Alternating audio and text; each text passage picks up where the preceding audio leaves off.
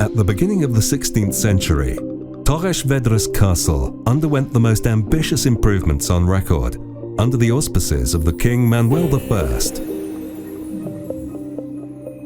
Work was carried out to build a new palace for the bailiff and adapt the castle to the use of firearms, which had become more widely available in Portugal.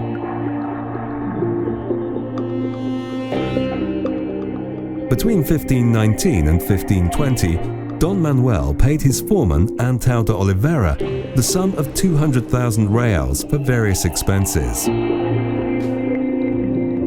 The medieval walled enclosure to which the town walls were attached was reinforced with battlements. These were wider, with arrow slits at the center of each merlon, giving the archer much better protection. A complete wall walk was added, of which only short sections remain.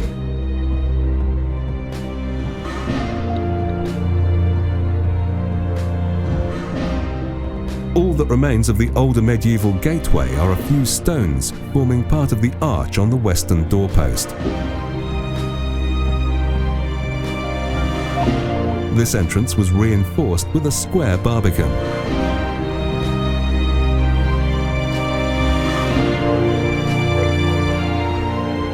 The bases of the arrow slits slope downwards, making it easier to shower arrows on the area at the base of the wall and so to defend the gateway. The corners are made up of ashlar masonry, and the mason's marks can be clearly seen on many of the stones. The construction forms right-angled coins, so as to deflect enemy missiles. Attesting to the royal connection with the building, the gateway is crowned by two stone armillary spheres carved in high relief and topped with the cross of Christ. These spheres were the emblems of Don Manuel. Carved on each is an abbreviated Latin phrase which translates as "Manuel is King of the World." Near the entrance gate, a strategic area for defense, an embrasure was opened for sighting small firearms.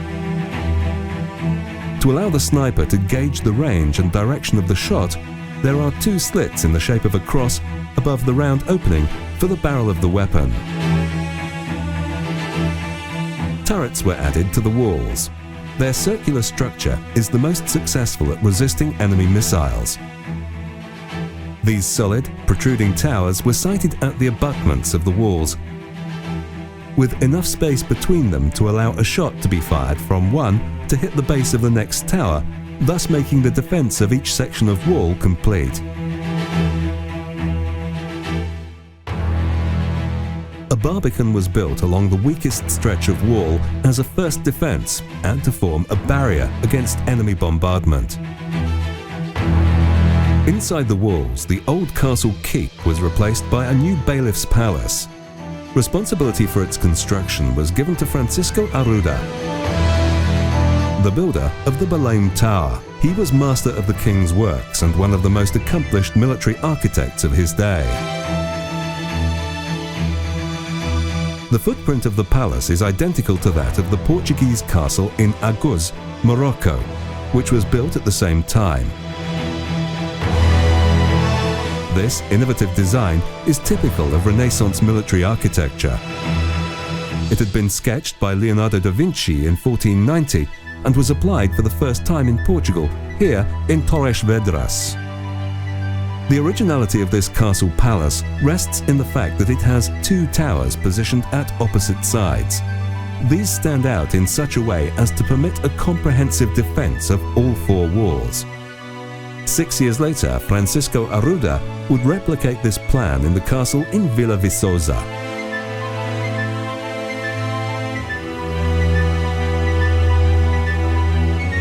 Between 1512 and 1514, the Arruda brothers started to build bastions in the fortifications at Safin, Azamor and Mazagal. These were solidly constructed towers, semicircular in shape and designed for firearms.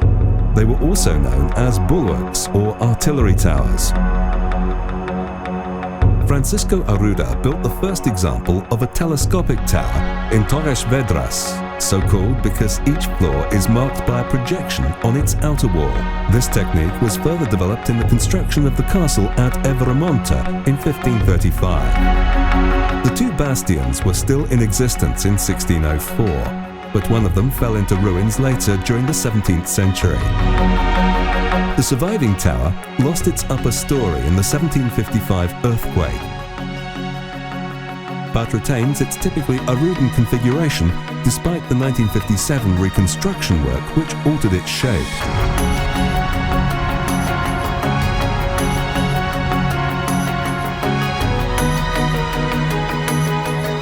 This tower, standing out from the walls, was constructed with 2 firing levels, each one with 3 embrasures.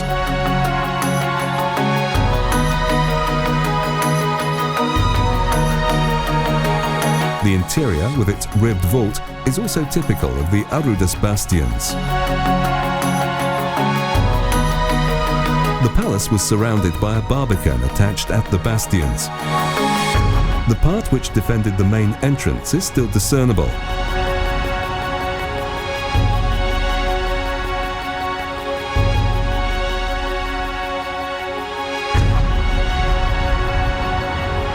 An arrow slit directed at the door of the barbican, whose threshold is still in existence, provided the last defense of this gateway. The plot for the bailiff's palace was escarped to thicken at the base of the walls. This reinforcement was in the form of a steep-sided embankment and was designed to prevent sieges and deflect missiles.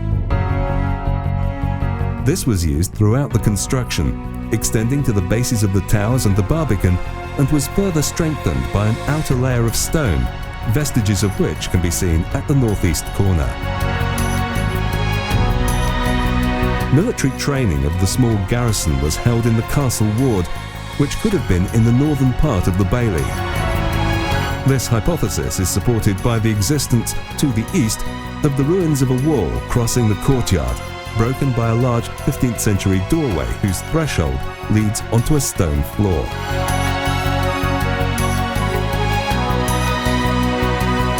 From 1520, the new fortress was used essentially as the residence of Don João de Alarcão. He had been invested with the hereditary title of bailiff by the king, Don Manuel. The king had to pay the costs of the siege, and the bailiff the cost of the construction of the palace out of a living bestowed by the monarch.